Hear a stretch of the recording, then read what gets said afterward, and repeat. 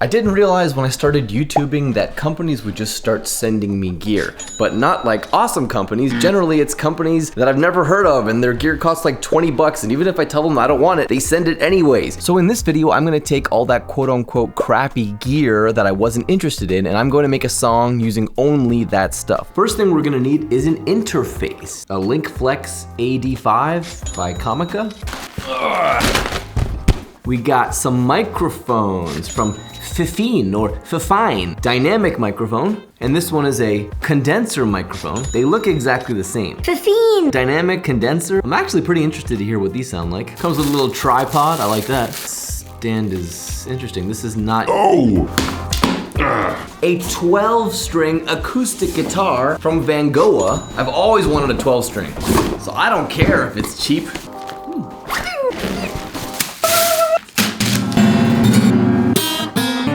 I love how cheap it is. This is like 100-something bucks. Now, if we go over here to this garage, we're really digging deep on this one.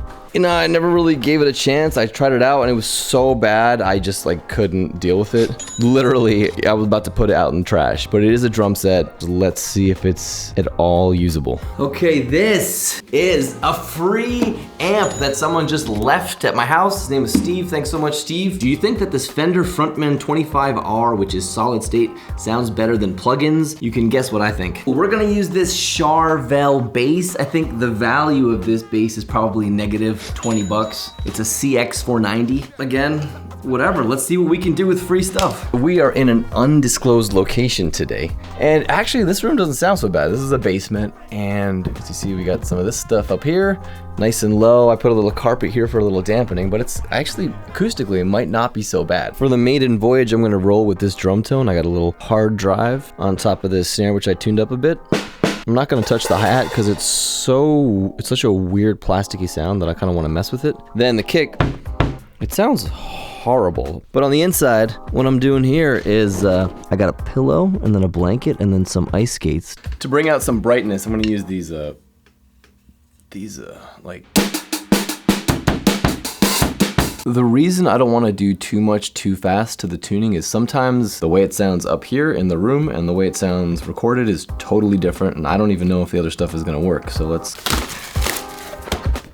It actually looks kind of cool, huh, this Comica? It's incredibly light. I hope it's bus powered. Some cables. This thing is actually kind of trippy. And yeah, I don't know. I think it's kind of cool. All right, so it took me a while to figure out what was going on. When this thing is on stream mode, everything is mono, and because it's like literally written in Chinese, I have no idea. It took me so long to figure it out. I forgot to mention I have this like really crappy, I don't even think this is an SM57. I think this is some really cheap Shure mic. I don't know what it is, it's dynamic.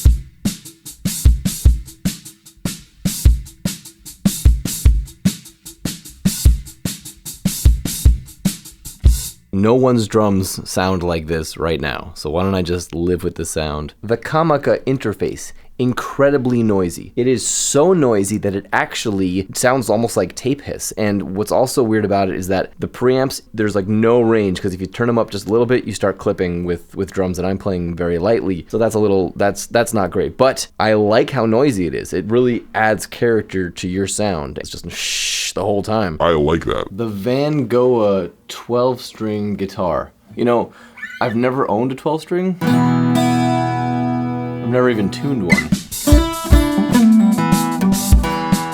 It doesn't matter how good the 12-string is. I don't have a 12-string, so if I want to get that sound, I need a 12-string. Now, how often does 12-string come up? I mean, I think I've been asked to play 12-string a couple times, and I just borrowed it for the session. It sounds pretty good to me.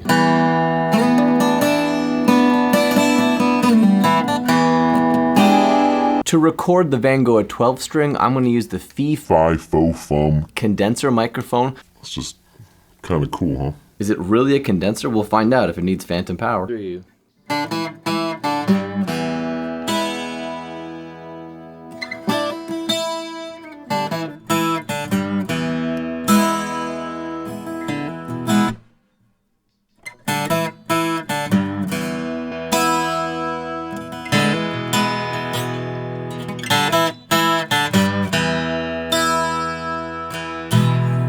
I'm not sure that the Fee Fi Fo Fum condenser is a condenser, because when I turn off phantom power, it still sounds almost the same. It's just a little quieter.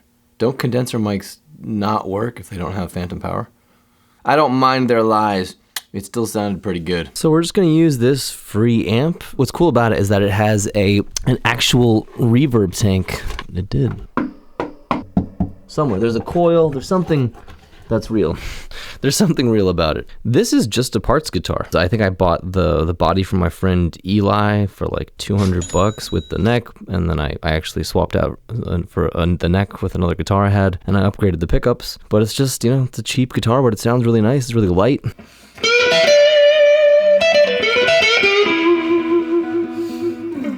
I got this jar, and because I don't have a slide, you can go like this. Let's see if we can do that.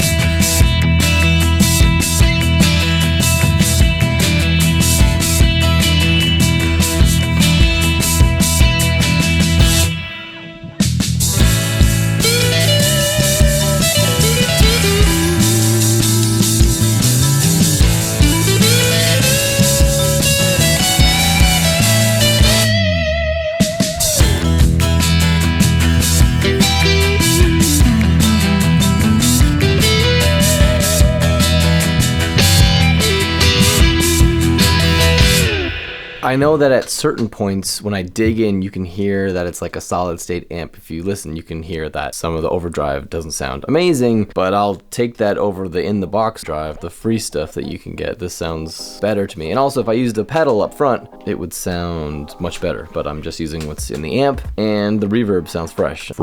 And you know, so like you're not gonna get that sound in the box. So this is what you can do with free stuff. I really enjoy YouTubing, and I love getting all the gear, no matter how cheap it is. I still really am appreciative, so I don't want it to seem like I don't appreciate it, but also there should be some perspective about that, like this stuff can waste your time, and it really can be a time suck whether you're getting free gear or not. 'Cause sometimes I buy something and then I have to return it, and that's a time suck. So gear is just supposed to be a tool, not the obsession.